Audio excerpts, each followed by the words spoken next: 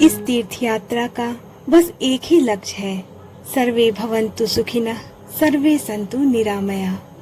हमारी तीर्थ यात्राओं का पुण्य आप सबका जीवन पावन कर दे, यही हमारी प्रार्थना है। ओम नमः शिवाय। राम नाम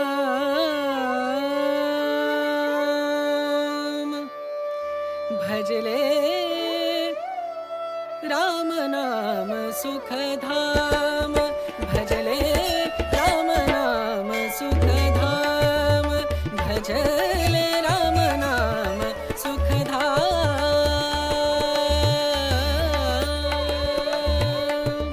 तेरा पूरन हो सब काम, तेरा। दोस्तों, हमारी यात्रा में प्रत्येक क्षण हमारे साथ बने रहिएगा। रात को बहुत बारिश हुई थी। ऐसा लग रहा था हमें अपना प्रोग्राम कैंसिल ना करना पड़े, इसलिए एक तरफ तो मैं तैयारी कर रही थी और दूसरी तरफ मैं बाहर जाके देख रही थी कि कहीं बारिश तो नहीं शुरू हो गई। लेकिन धीरे धीरे आसमान साफ होने लगा था। हमारी यात्रा जो थी वो थोड़ी लंबी होने वाली थी, इसलिए मैंने अपने लिए कंफर्टेबल कपड़े निकाल लिए। उसके बाद जो सबसे ज़्यादा इम्पोर्टेंट होता है वो सारे सामान, जैसे कि वाटर बॉटल, पर्स, ये सारी चीज़ें मैं सामने रख ली कि कहीं मैं उन्हें भूल न जाऊं।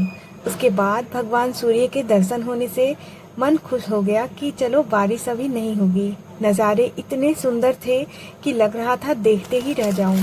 लेकिन मुझे तो बाहर जाना था, इसलिए मैं जल्दी जल्दी घर आकर ज़रूरत के सभी सामानों को इकट्ठा करने लगी।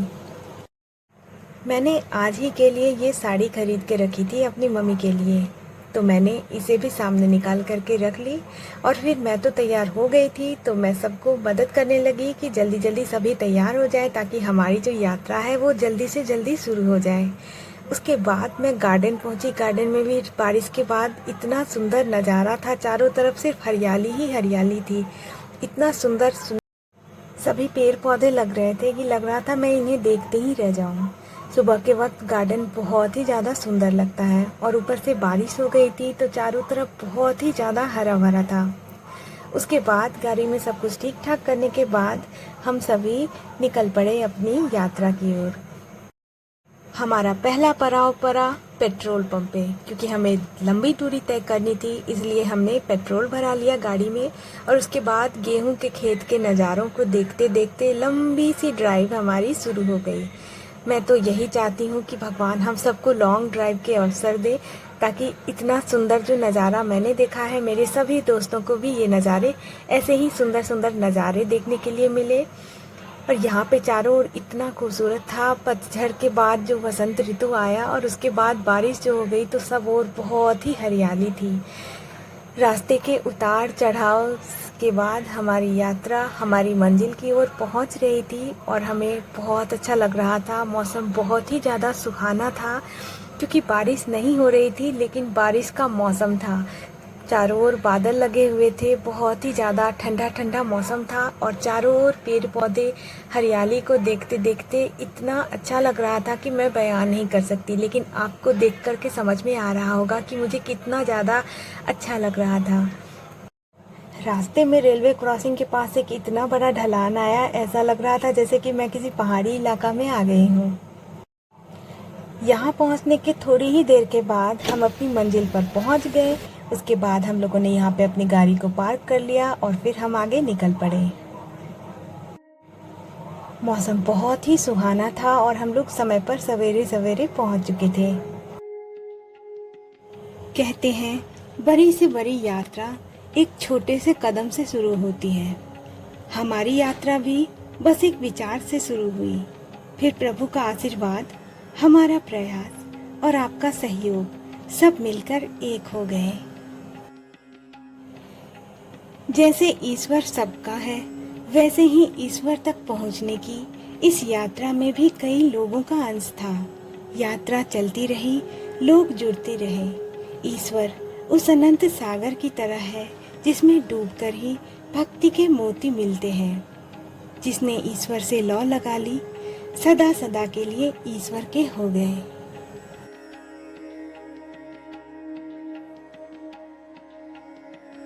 ईश्वर उस अनंत सागर की तरह है जिसमें डूबकर ही भक्ति के मोती मिलते हैं।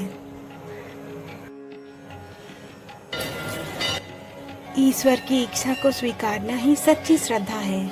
जीवन की धारा यूं ही बहती रहे, हम पहुंच जाएंगे उस महासागर में जिसकी तलाश है।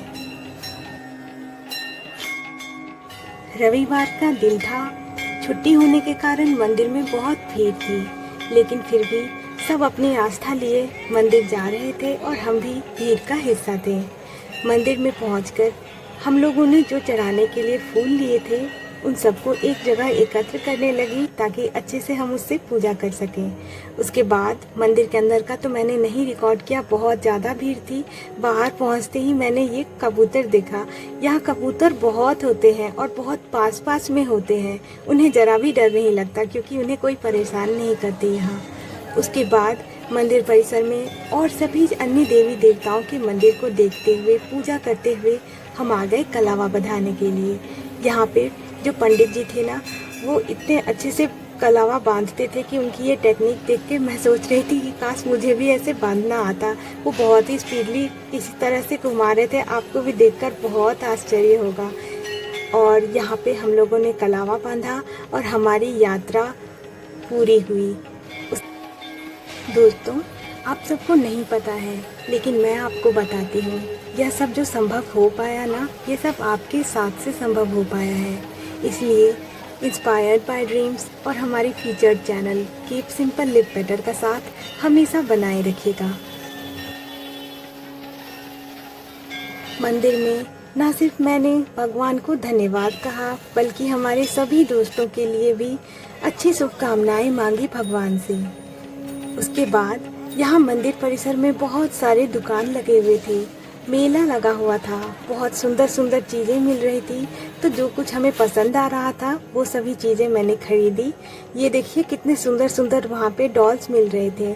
उसके बाद हमने अपनी गाड़ी ली और उसके बाद हम निकल पड़े मार्केट में, जहाँ पे हमें थोड़ा नाश्ता करना था क्योंकि सुबह से हम भूखे थे, क्योंकि मंदिर में पूजा के बाद ही कुछ खाना होता है।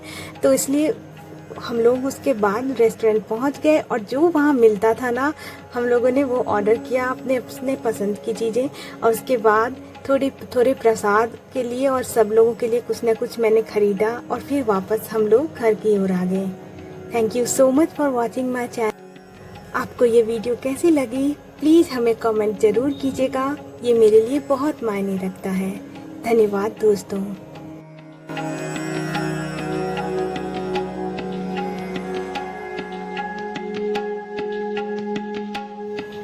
इस तीर्थ यात्रा का बस एक ही लक्ष्य है, सर्वे भवन्तु सुखिनः, सर्वे सन्तु निरामया। हमारी तीर्थ यात्राओं का पुण्य आप सबका जीवन पावन कर दे, यही हमारी प्रार्थना है। ओम नमः शिवाय।